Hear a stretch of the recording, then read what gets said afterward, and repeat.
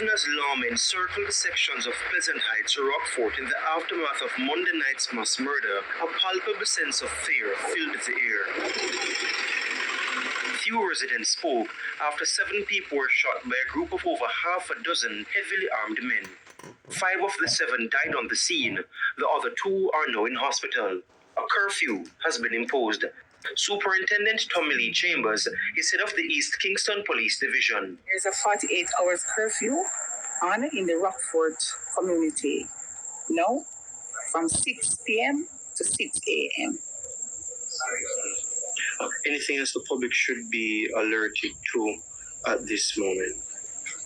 Well, we have our investigating officers here, and we will continue with our investigation into this situation.